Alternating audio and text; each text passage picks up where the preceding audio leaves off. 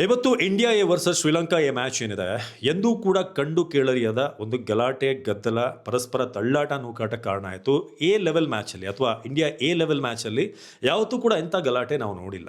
ಬೇರೆ ಮೊನ್ನೆ ಮುಂಬೈ T20 ಲೀಗಲ್ಲೆಲ್ಲ ನೋಡಿದ್ದೀವಿ ನಾವು, ಅವೆಲ್ಲ ಸ್ವಲ್ಪ league wise state wise tournament ಅಂತ ಹೇಳ್ಬೋದು. ಆದರೆ ಇವತ್ತು ಎಷ್ಟು ಮಟ್ಟಿಗೆ ಅಂತಂದರೆ ವೈಭವ್ ಸೂರ್ಯವಂಶಿ ಶ್ರೀಲಂಕಾದ ಒಬ್ಬ ಪ್ಲೇಯರ್ ಅವರ ಎದೆ ಹತ್ರ ಕೈ ಇಟ್ಟರು, ಅದಾದಮೇಲೆ ತಳ್ಳಾಡೋದು ನೂಕಾಡೋದು ಎಷ್ಟು ಮಟ್ಟಿಗೆ ಅಂತಂದರೆ ಕೊನೆದಾಗ ಒಂದು ಕೈ ಸನ್ನೆ ಕೂಡ ಮಾಡಿದ್ರು ವೈಭವ್ ಸೂರ್ಯವಂಶಿ.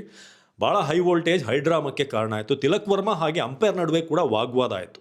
ಅದಕ್ಕೆ ಕಾರಣ ಅಂಪೈರ್ ಅವರ ಕೆಲವೊಂದು ಡಿಸಿಷನ್ಸ್. ಸೊ ಇದೆಲ್ಲವೂ ಬಿಲ್ಡಪ್ ಆಗಿದ್ದು ಟ್ರಿಗರ್ ಆಗೋಕ್ಕೆ ಒಂದಷ್ಟು ಅಂಶಗಳಿದೆ. ನಾನು ನಿಮಗೆ ವಿವರಿಸ್ತಾ ಹೋಗ್ತೀನಿ ಎಂಟೈರ್ ಆಗಿ ಏನೇನಾಯಿತು, ಕಂಪ್ಲೀಟ್ ಸಿನಾರಿಯೋ ನಿಮಗೆ ಎಕ್ಸ್ಪ್ಲೈನ್ ಮಾಡ್ತಾ ಹೋಗ್ತೀನಿ ಎಲ್ಲಿಂದ ಶುರುವಾಯ್ತಿದ್ದು ಅಂತ. ಫಸ್ಟಿಗೆ ನಿಮಗೆ ರಿಸಲ್ಟ್ ಬಗ್ಗೆ ಹೇಳಬೇಕು. ಇವತ್ತು ನಾವು ಫಸ್ಟ್ ಬ್ಯಾಟಿಂಗ್ ಮಾಡಿ 265 ರನ್ ಗಳಿಸಿದ್ವಿ. 49.2 ಓವರಲ್ಲಿ ಆಲ್ ಔಟ್ ಆಯಿತು ಇಂಡಿಯಾ ಟೀಮ್. ಸೊ ಅದಾದಮೇಲೆ ಅದನ್ನು ಚೇಸ್ ಮಾಡೋಕ್ಕೆ ಶ್ರೀಲಂಕಾ 265 ಕೊನೆಯ ಬಾಲಲ್ಲೂ ಕೂಡ ಕಿರಿಕಾಯಿತು. ಆ ಕೊನೆ ಬಾಲಲ್ಲಿ ಏನಾಯಿತು ಅದರ ಬಗ್ಗೆ ಹೇಳೋಕ್ಕೂ ಮುಂಚೆ ನಮ್ಮ 265 ಅವರು ಬಂದು ಟೈ ಮಾಡೋಕ್ಕೆ ಒಂದು ಟ್ರಿಗರಿಂಗ್ ಪಾಯಿಂಟ್ ಇದೆ, ಅಥವಾ ಒಂದು ಮಿಸ್ಟೇಕ್ ಅಂತ ಹೇಳ್ಬೋದು. ಸೊ ಅಲ್ಲಿಂದಲೇ ಎಲ್ಲೋ ಫ್ರಸ್ಟ್ರೇಷನ್ ಸ್ವಲ್ಪ ಜಾಸ್ತಿ ಆಗ್ತಾ ಹೋಯಿತು, ಹತಾಶೆ ಜಾಸ್ತಿ ಆಯಿತು, ಕೋಪ ಜಾಸ್ತಿ ಆಯಿತು.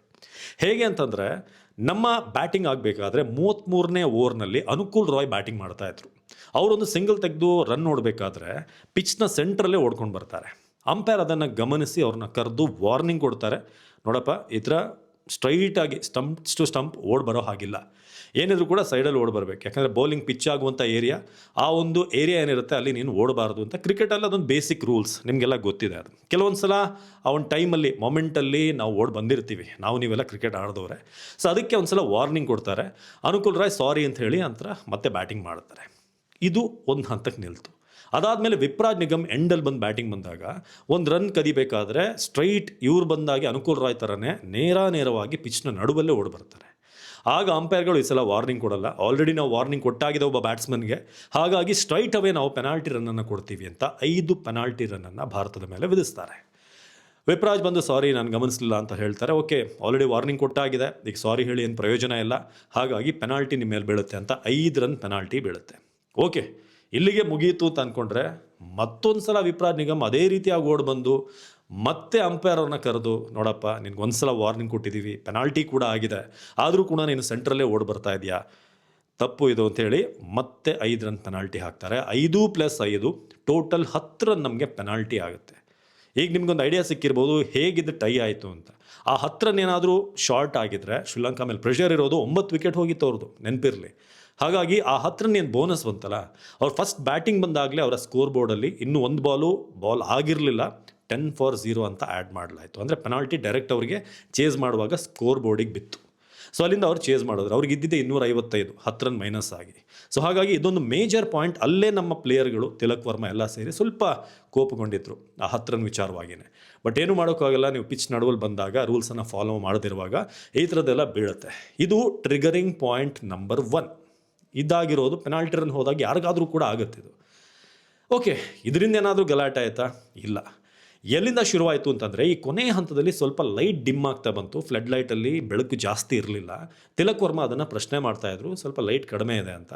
ಸೊ ಕೊನೆಯದಾಗಿ ಬಾಲ್ ಮಾಡುವಂಥ ಸಂದರ್ಭದಲ್ಲಿ ಹೆಚ್ಚಾಗಿ ಇದರ ಸಮಸ್ಯೆ ಆಗೋದು ಬ್ಯಾಟ್ಸ್ಮನ್ಗೇನೆ.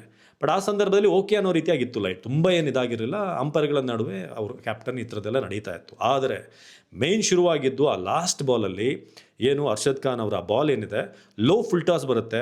ಸ್ಟ್ರೈಕಲ್ಲಿದ್ದಂಥ ಬ್ಯಾಟ್ಸ್ಮನ್ ಏನಿರ್ತಾರೆ, ಸೊ ಅವರು ಅವರ ಲೆಗ್ ಹತ್ರ ಕೆಳಗಡೆ ಶೂ ಹತ್ರ ಬಿದ್ದು ಬಾಲ್ ಹೋಗಿರುತ್ತೆ.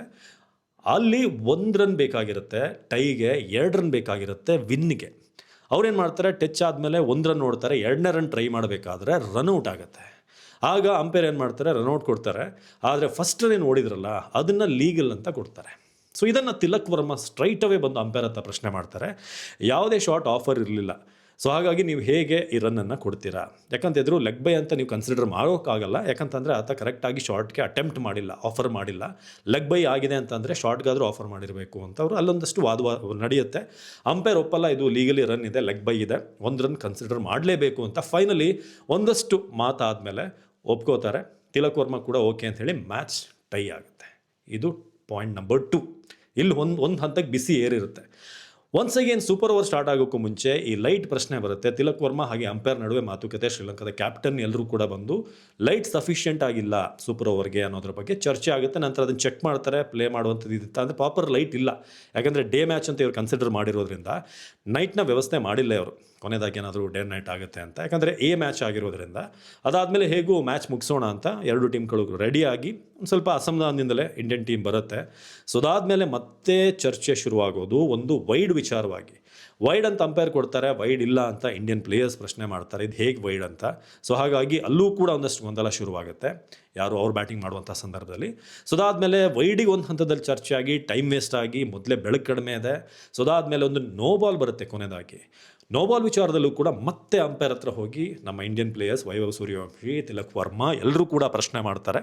ಸೊ ಆಗ ಈ ಸೊಂಟದ ಮೇಲಿಂದ ವೇಸ್ಟ್ ಹೈಟ್ ನೋ ಬಾಲ್ ಬಗ್ಗೆ ಇದು ನೋ ಬಾಲ್ ಇಲ್ಲ ಅಂತ.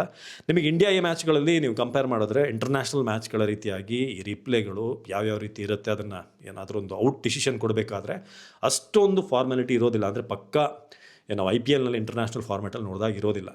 ಬಟ್ ಆದರೂ ಕೂಡ ಅದು ನೋಬಾಲ್ ಇಲ್ಲ, ವೇಸ್ಟ್ ಹೈಟ್ ವಿಚಾರವಾಗಿ ಅಲ್ಲಿ ಚರ್ಚೆ ಬರುತ್ತೆ. ನೋಬಾಲ್ ಅಂತ ಕೊಡ್ತಾರೆ, ನೋಬಾಲ್ ಇದೆ ಅಂತ. ಎಕ್ಸ್ಟ್ರಾ ರನ್ ಸೇರಿ ಅವ್ರದ್ದು 18 ರನ್ ಆಗುತ್ತೆ ಒಂದು ಓವರ್ಲಿ.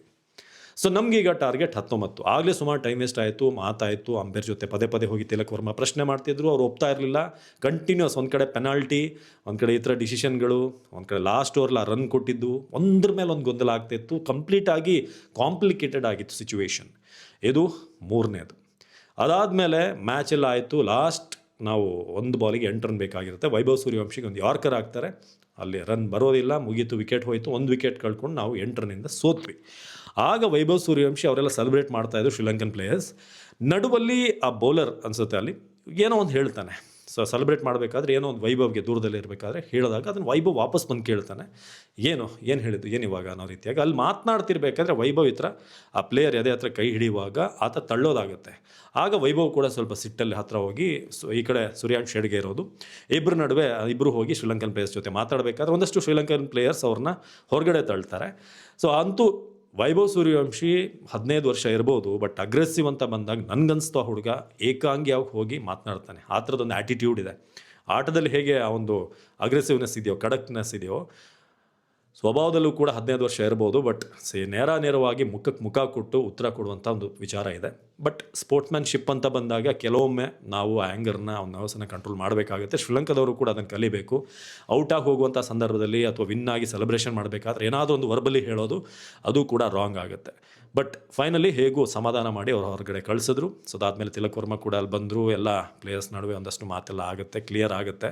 ಬಟ್ ಇವತ್ತು ಆರಂಭದಿಂದ ಶುರುವಾಗಿದ್ದು ಪೆನಾಲ್ಟಿ ರನ್ನಿಂದ ಲಾಸ್ಟ್ ಬಾಲಲ್ಲಾದಂಥ ಒಂದಷ್ಟು ಹೈ ಡ್ರಾಮಾ, ಈ ರನ್ಔಟ್, ಲೆಗ್ ಬೈ ವಿಚಾರಕ್ಕೆ, ಅದಾದಮೇಲೆ ಮತ್ತೊಂದು ವೈಡ್, ಮತ್ತೊಂದು ನೋಬಾಲ್ ವಿಚಾರ, ವೈಭವ್ ಸೂರ್ಯವಂಶಿ ಹಾಗೆ ಶ್ರೀಲಂಕನ್ ಪ್ಲೇಯರ್ ನಡುವೆ ಆದಂಥ ತಳ್ಳಾಟ, ನೂಕಾಟ. Overall India A match ಥರ ಇರಲಿಲ್ಲ. ಇದು ಇಂಟರ್ನ್ಯಾಷನಲ್ ಲೆವೆಲ್ಗಿಂತ ಇನ್ನೊಂದು ಲೆವೆಲ್ಗಿತ್ತು. ಬಟ್ ಫೈನಲಿ ಕ್ರಿಕೆಟ್ ಅನ್ನೋ ಗೇಮ್ ಇದೆ, ಅದೊಂದು ಲೆವೆಲ್ಲರ್ ಅಂತ ಹೇಳ್ಬೋದು. ಆಗುತ್ತೆ on field, heat of the moment ಇದೆಲ್ಲ ಆಗುತ್ತೆ. ಬಟ್ ದೊಡ್ಡ ಒಂದು ಹಂಗಾಮಕ್ಕೆ ಕಾರಣ ಆಯಿತು. ನೀವೇನಾದರೂ ಮ್ಯಾಚ್ ನೋಡಿದರೆ ಯಾರು ತಪ್ಪು, ಯಾವ ಡಿಸಿಷನ್ ನಮಗೆ ಕಾಸ್ಟ್ಲಿ ಆಯಿತು, ನೀವು ಕಮೆಂಟ್ ಮಾಡಿ. ನಮಸ್ಕಾರ.